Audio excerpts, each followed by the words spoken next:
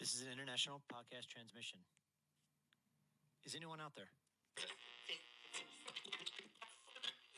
If you're listening, you've reached the No Fixed Agenda podcast. Oh, Yeah, get see, comfy. now you There can you get go. comfy now. See, There you go. see, it's so this is a first. This is the first. We are on remote Yeah. here, and I if- kind of like it. And Th- if this they cou- on the road, baby. This couch is. We need one of these in the I like studio. weather, though, bro. It gets hot. It's like it gets hot in the studio. Yeah, it this is comfortable. I kind of like this. I'm relaxed. Are you? Now I see why people do therapy. No. No. Oh, that people I'm don't so come. sleep deprived that Wait, if I would people sleep on the couch, people bro. don't come for comfort. Well, I don't know. they come for You- comfort, you might I wanna guess. ask the doctor. So we're on remote location now, and we are here with Dr. Alexandra Reone. Did I say that right? No. Close, Close. soon. But Dre call soon. me Alex. It's Alex. so much easier. Okay, so we're with Alex. We're on remote, and I wanted to, before we really got started here, we'd like to talk about a little bit of everything here on the show. And I thought with today's social media and the rise in influencer after influencer after influencer, the topic of body dysmorphia and how, what that is. I want you to explain that, because I think a lot of people, they hear about it but don't really know exactly what it is. But really, how you feel social media is kind of maybe increasing the amount of, the disease of BDD, right? Yes. Okay. See. Yeah. Is it a disease, or would you It's label it that? it's a psychiatric condition, so it's a mental condition, and it affects about 1 in 50 million Americans. Oh wow. And the condition entails where a person ends up being preoccupied by what they perceive as a physical flaw in their appearance. And they obsess about it, and it creates a ton of distress for them. And it also impairs either their occupational, social, or academic functioning. So they spend a lot of time checking how they look, covering up what they think is a flaw. Now, this flaw could be a minor flaw, or it could be completely imagined. It may not even be there. Oh. And sometimes it gets so severe that people actually think they look disfigured and like a monster. Like disfigured, like some form of dismemberment, like I'm missing a limb or a scar or something like that. They think they look alien. Wow. oh, wow. Okay. Wow. So is this a form of like OCD in some sense? I don't know. People like super obsessive over this thing. I have a mild case of OCD where I see things, or I put things where I need to put them, and if somebody touches them, I lose my mind. That's something similar to this, where it's like the focus is so much on the body than it is on anything else, like material objects. So great question. It has a similarity to OCD in the sense that there's obsessions about how they look, and they're worried about that. And they do engage in compulsions like a person with OCD, but it's not about, OCD is more about, the fear of this bad thing happening to someone or someone they love, right? So they have like contamination fears, like fear of getting sick, or, if I don't, turn the light switch on and off, something bad's going to happen. But BDD is more about this worry about how they look and other people staring at them, and they're just so consumed by it. It can take hours in a day away from somebody because they're checking, they're concealing, they're seeking reassurance. Yeah. They tend to look at their phones, they take pictures of themselves, they look at mirrors. So it's just very, very disruptive to people. Wow. And you said 50 million people are affected by this in the United States alone. Is that Alone, and we think it's an underestimate because most people don't talk about their, how their symptoms. Yeah. They might put it under the umbrella of, oh, well, I'm just, having body image issues. Or, everybody has insecurities about Yeah. their bodies. Every single person. There isn't a person on this planet who thinks they're perfect, right? Right. And as Well. I'm perfect. Oh, I am too. Okay, No. besides you two. I mean, actually, I didn't used to think that. Okay, maybe we need to do a podcast with you guys telling us what you're doing that you feel so good and you have this Yes. great self-esteem. maybe That'll be the follow-up. That's next. the That's follow-up follow-up conversation. episode. Yeah. That's a follow-up episode, part 2. Yeah. So, like you said, it's kind of under stated as far as the 50 million. Is it? And I'm going to assume it's probably more female than male. Yes, typically. So it is underreported. However, we are seeing rise with men too and males because of social media. So if you think about back in the day prior to social media, that is definitely our generation, right? We remember Right. those Yep. good old days. So before, if you kind of thought about how society, decided what the ideals were, it was very gate kept, right? Yeah. We talked about the, Victoria's Secret runway models or, these people who were in fashion, right? But now that social media has come to be, there is no gatekeeping anymore because anybody can get on social media and now influence what they think the ideal should be. Yeah. So that's a very different thing that's happening that we didn't have before. I would agree with that. I think about this a lot. The beauty's in the eye of the beholder type thing, right? Yes. Perception, and a lot of what I do in fitness is that it's like understanding that people that come to me say, I want to lose 20 pounds or 100 pounds or whatever it is their fitness goal is. They come to me and they have this perception of what fit looks like. So the perception aspect of things is kind of what I think about when we talk about body dysmorphia. In the early 1900s, 1930s, 40s, 50s, where we didn't have those things, and the body types, if you look at them from throughout the centuries, have changed, right? Yes. Right, and so it's like back in the 80s, you had the Jane Fondas that were like super skinny and anorexic, Yes. and then you Yes. got the Victoria's Secret models, and then that was the ideal. How much of what people that struggle with body dysmorphia, when you address them, is it the perception that you're addressing, or is it just the thought of them going through this thing?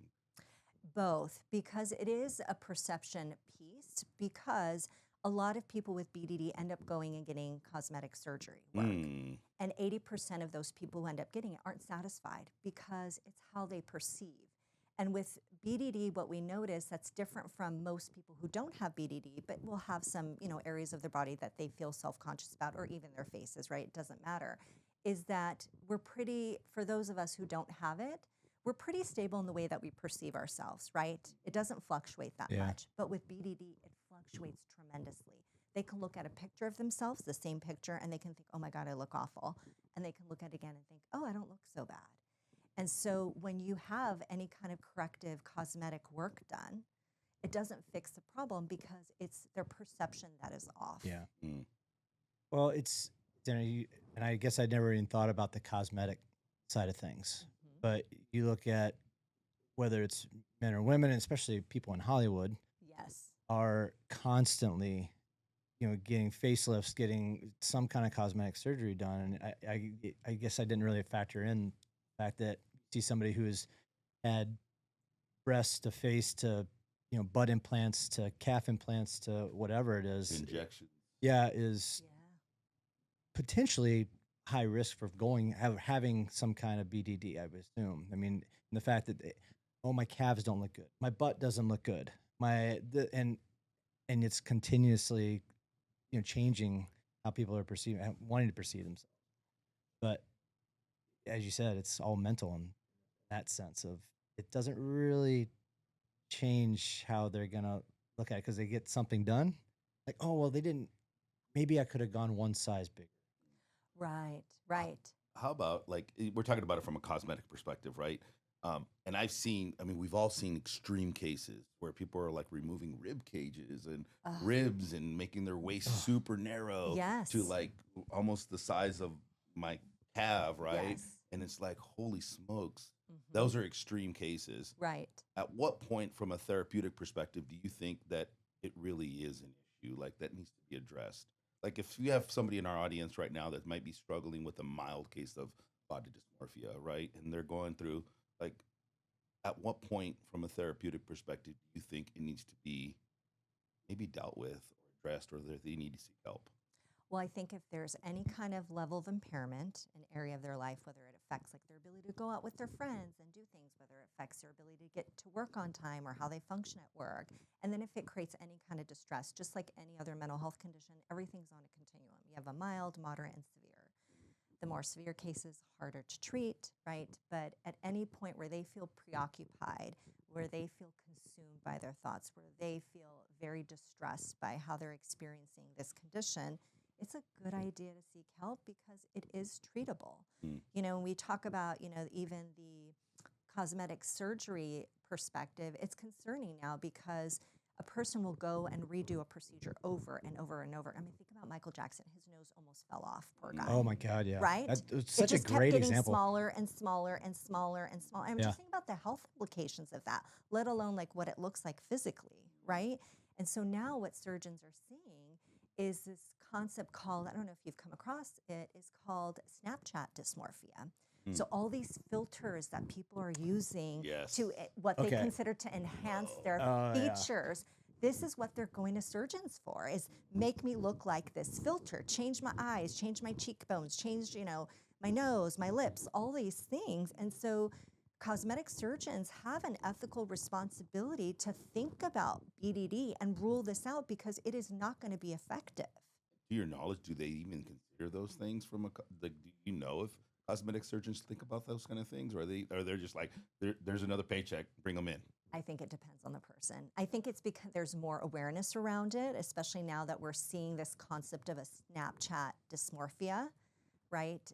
But, of course there's going to be people out there who aren't aware, right? Because they're doing medicine, they're not really thinking about the psychology of things. And of course, I mean, even kind of going back to what Jeff was mentioning about differences in gender, right? Is that the guys, men, they're gonna focus on different things, right? We're seeing more of that bigorexia, right? Yeah. Where the guys don't think they're big enough, their arms are big enough, their legs are big enough, all these things. So they'll be seeking out procedures based on what gender norms or ideals are, and women will be doing the same. So they won't be focused necessarily on the same areas. Wow. And so, if you have somebody that has a mild case, right? It's all on the spectrum, is what you said, right? If you have somebody on a mild case, have you, in your experience, have you experienced somebody that starts off mild and gets worse, or is it usually like middle of the case, or if they have a mild case, it can kind of stay that way the entire time, where it's not too impairing of their day-to-day lives and they can still go on, they just struggle with it, it's just like a mild psychological thing, or is this something that when they get it, it's like progressively worse? It can get progressively worse if they don't seek help, and especially if they are going online to social media platforms. What we find as the research shows that if a person is satisfied with their appearance, right, and they go on social media and they look at these images, they may not be as impacted by them. But if a person has more insecurity and goes and looks at these images of people who look perfect and they're curated and they have their filters on, or that's their job, they are an influencer, and so they're working out hours a day, they're watching what they eat, this is how they make their money, this is not going to be the norm for most of us. This is not our job, it's not our career. And so these people will be more impacted because they're going to see the discrepancy between how they look and how these influencers look, which is going to make them feel bad about themselves. Yeah. Well, you know what I really like? I mean, there's a lot of negative with social media. There's Yes. also a lot of positive. And I think what in the the way the youth is being brought up now, a little bit more open-minded, right? Like Yes. we talk about, the fitness influencer or whatever. I think one of the biggest things that was a help to some of this was when the dad bod became popular. I'm serious. It became one of those things, like men didn't always have to have that six pack to feel like they were fit. Same thing for females. Now that a lot of brands have gone towards the plus size model, and this also is like from a mannequin. You go into the shopping malls, Target and now. now Target's a you great can see example. now they've actually got mannequins that have bellies on them, and Yeah. it's kind of from the positive side of things. At least there's some recognition now, we talk about the 80s when it's Jane Yes. Fonda and, Yeah, and yeah. everything. It was that slim, in shape, no other option for it. Now at least we have some of this going on where now is that changing the fact that 50 million people have ADHD? No, but at least is some of that stuff there that's I mean, helping. if you think about it from a 50% or 50 million, right? But I deal with the other. I used to be over 400 pounds. Okay. So we're talking about it from a cosmetic perspective, but what I see in my profession is both spectrums of it, where I'm super skinny and I want to be bigger, or I'm morbidly obese, I'm not happy, I need to lose weight, or I have 20, 30 pounds and I just don't like the way I look, right? When those clients walk into the door, I'm like, okay, so what's your goal? I have somebody now who's really skinny and he's like, I just want to be bigger. And so he's standing on the scale. He goes, can I get on the scale today? No, don't get on the scale today. Right. And so why? How do you feel? And it's taking it back to the feeling of aspect. There's a term that I like to use with a lot of these clients is be the guard, or the guard to the gateway of your brain. Like, watch what you're consuming. Let me see. I don't have social media. I don't have this. I don't have that. Or if I do, unfollow this person, unfollow that person. If you have somebody that has a mild case, what would be like the number one tip that you would give them to say? I mean, obviously the extreme cases is going to be really hard, right? Because that can get really dangerous and scary in a lot of places. But on a mild case spectrum, what would you be like the number, like 2 or 3 steps that you would recommend somebody to go, this might be something that I need to seek help with, or these are the things that I need to maybe change in my behavior? Yeah, I think, excuse me, goodness, my goodness. I think it's, mild, moderate, or severe. I think the key is to really understand what BDD is, because a lot of people don't even recognize they have it. They don't even know it is a mental health condition.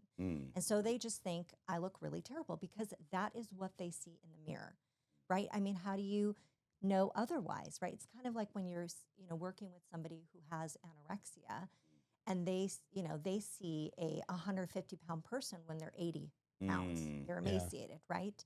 So it's kind of learning about the diagnosis, how it's showing up for the person, and just understanding that this is a misperception that's happening, and that can be corrected through therapy. It's interesting you say that. So what is the connection that you see between eating disorder and BDD?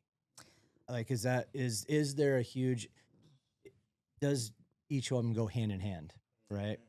Do you see that? And does that factor into more the female versus male, or is it both? How does that play into it? Yeah, great question. So they're similar, but they're different diagnoses. Okay. BDD doesn't focus so much on weight or size. Okay. The way that eating disorders do, right? And so we don't see these purging behaviors or these binging behaviors, right? Or these restricted eating behaviors so much. That's more of an eating disorder. Now, they both can co-occur, right? But BDD is more focused on it could be anything. It could be your skin. It could be your eyes. Okay. It could be anything. Wow. Your cheekbones, your nose, your lips. And so when it correlates like that, you treat them separately?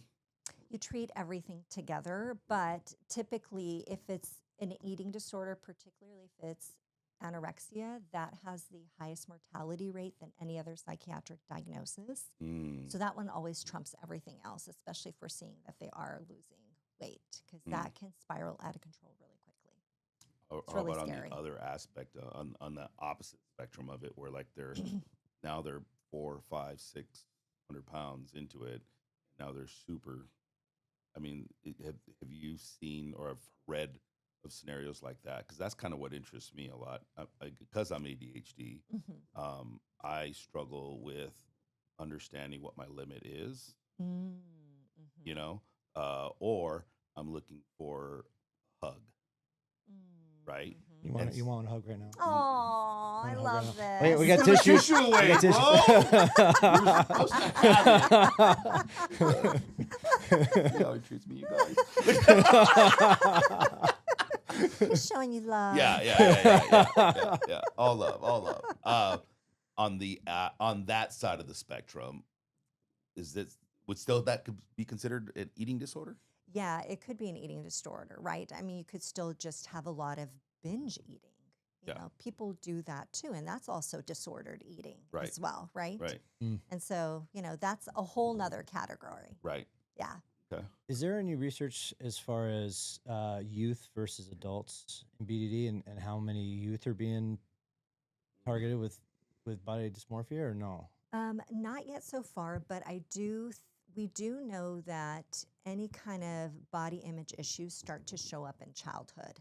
Yeah. So start to notice it. Interesting. I would assume with kids are ruthless, like bullies. I honestly like going into school and, saying, "Oh, you're fat," like whatever. I mean, but that's the nature of youth at this point, going through school. Even back in the 40s and 50s, it was like, right. So I'm just kind of curious if that was something that did show up as far as you.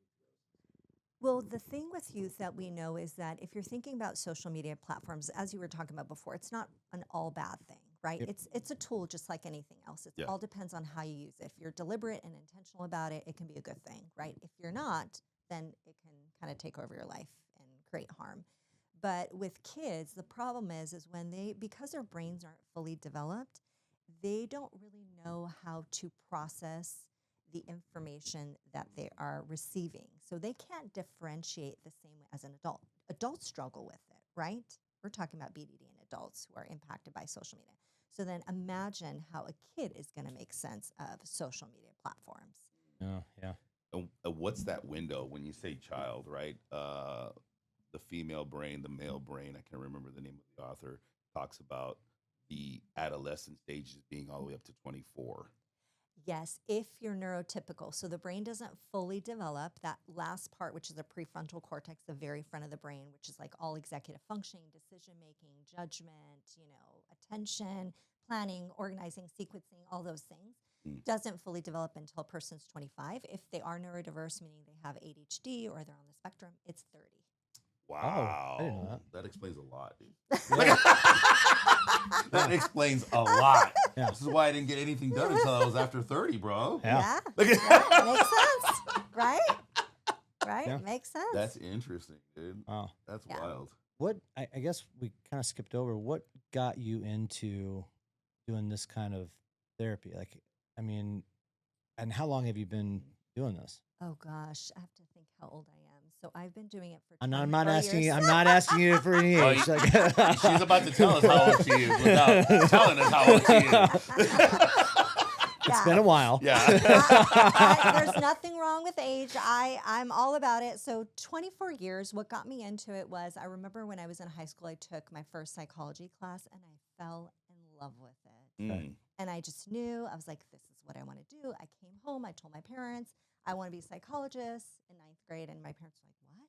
That's so weird because culturally, my parents are from Eastern Europe. Oh, wow. They're immigrants. And they were like, no, girl, you need to be a medical doctor Yeah, or a an lawyer. attorney. Right, yeah, exactly. You need to be a real doctor. Not just a quack doctor. What are you talking about?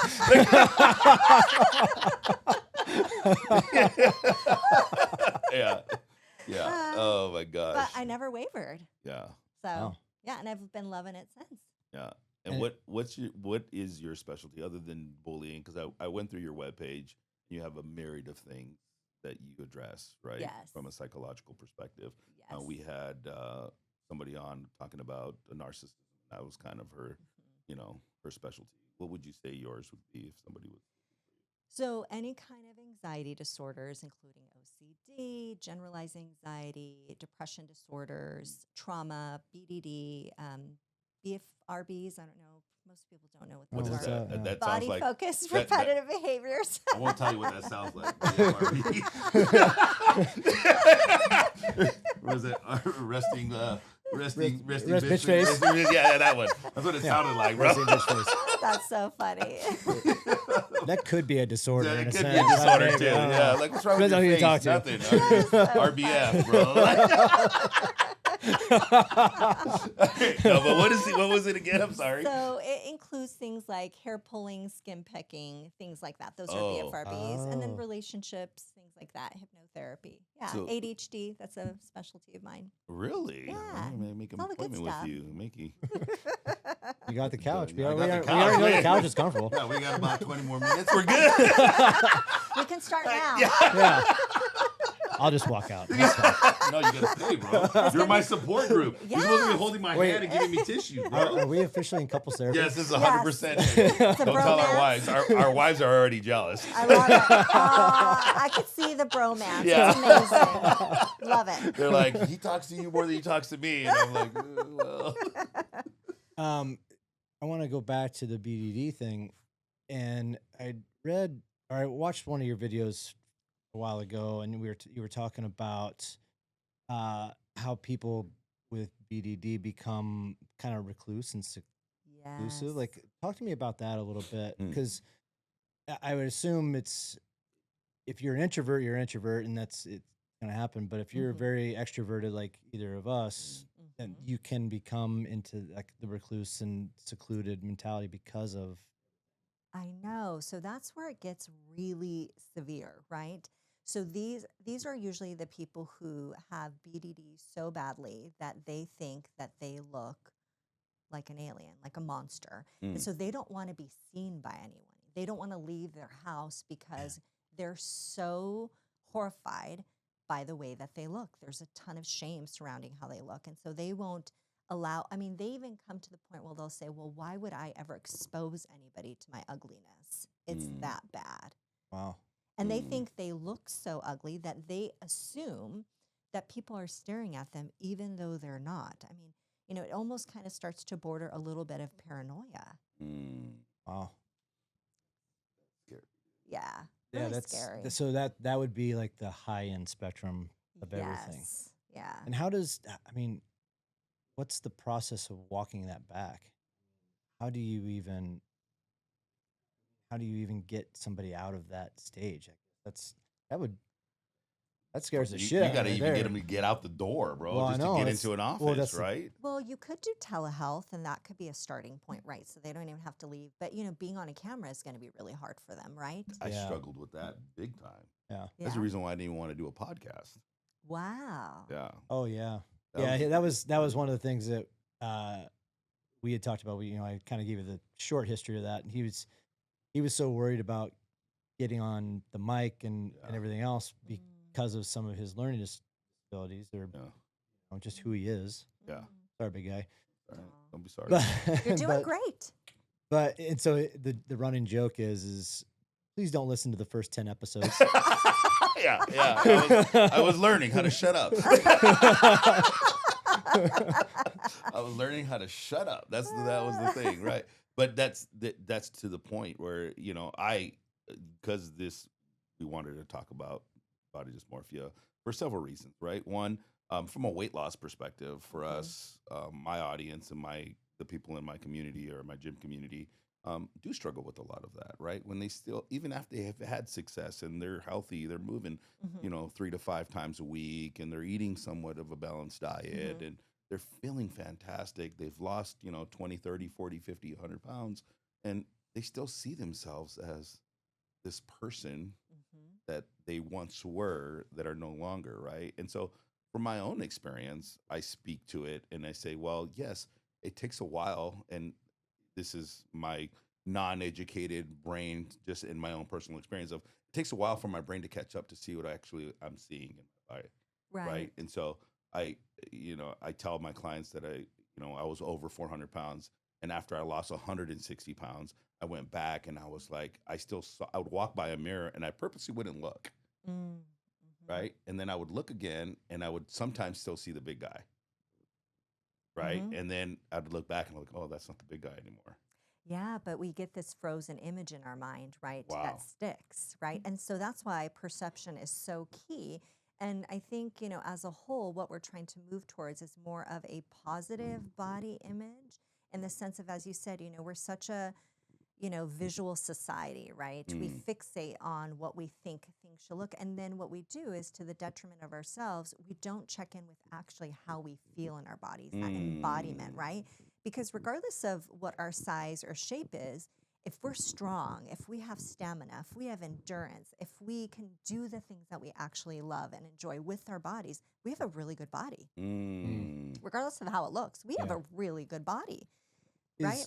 So to this point here, is do you see a lot of like yo-yo BDD? Is that because like he said, 400 pounds, you lose 150, and you've got this body dysmorphia about how what you're perceiving, but then all of a sudden, like, well, I'll gain it back to what? Or do you ever see any of that? Yo-yoing? No, but what it will do is it will move. For example, so let's just say somebody doesn't like their nose and they go get cosmetic work done. Okay. Their nose is they're not fully satisfied, right? That's the problem with BDD. A person who doesn't have BDD and gets their nose done, they're like, oh my gosh, this is amazing, right? Yeah. Right? Check.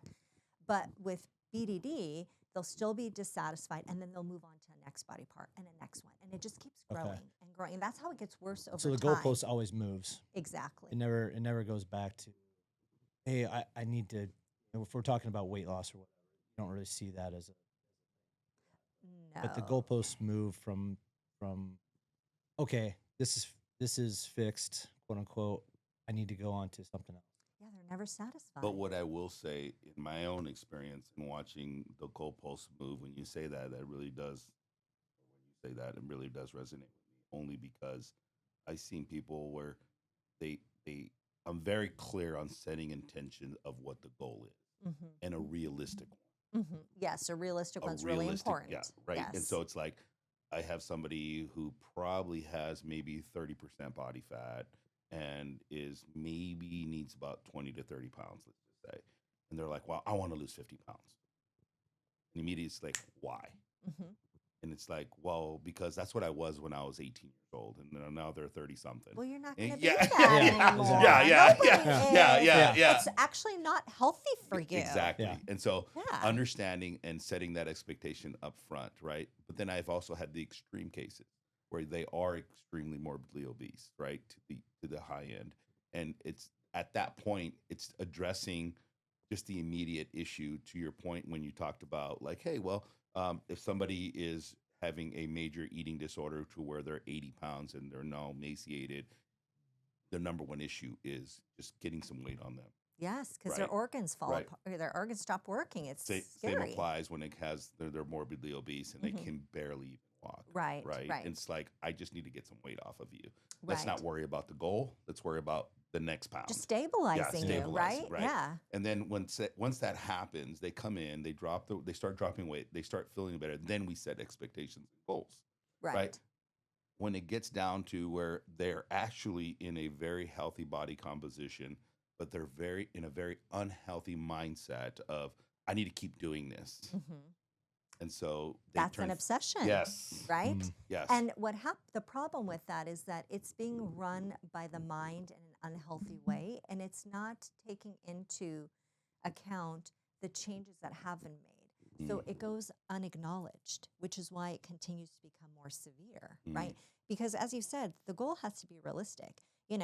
Most people, they have different body types. I can work out all I want. I will never be a full-on mesomorph. I will never have this like buff body, no matter what I do. I could work out all I want. It's not within my DNA. I'm just not going to be that, right? But I think what's happening with the social, kind of bring it back to the social media platforms, is that we're seeing these ideals or what we think is ideal. We're being projected. It's like, oh, I want this body. And we're human. We always want what we don't have, right? And so we just have to be so cautious. And I think also just as a society, not prioritizing what we look like so much. That's not that important. What's important more is like what's inside, and that we're healthy. However that looks for people. Yeah, and that's the difference in what I do for services. Is that it's like they come in with this concept of that, but the focus is always on how you feel. Yeah. Right, and I think that's the biggest takeaway when we talk about BDD is that it's like if you guys are out there listening to this stuff, whether you have 100 pounds to lose, whether you have 5 pounds to lose, or you feel like you need to gain weight, it's like the internal check is the priority. the Right. internal check is always the priority. Right. We don't sacrifice our health for a look. Right. And Exactly. it's hard to do. Yeah. It is hard to do. Alex, I want to be very respectful of your time, and I know you've got another meeting coming up here, so I want to call it good here. Okay. But I do want you to give a shout out, like if somebody's having questions about, BDD or wants to come speak to somebody, speak to you, whoever, where can they find you? Whether it's social media, whether it's your website, where would you? No people- social media for me, guys. See, there you go. She is a good gatekeeper to her mind. Baby. Yeah. This is the lady you need to come and talk to, okay? Yes. You can definitely find me on my website at www.a as in apple, the number 4, C as in cat, T as in Tom. You can call me at 858-792-3541, or you can email me through my website. Perfect. Well, Awesome. thank you so Yeah. much for your time and Aw, allowing us to come in thanks and so much. and get some couples therapy on this. Aw, I thank love you. this romance. You guys are I too think we're gonna be cute. good now. Yeah. I think We're good for at least another month or for so. another month. We're good. Yeah. We'll see you in a couple months. Sounds great. Oh, Yeah. thanks, guys. It was such a joy. You're Thank welcome. you.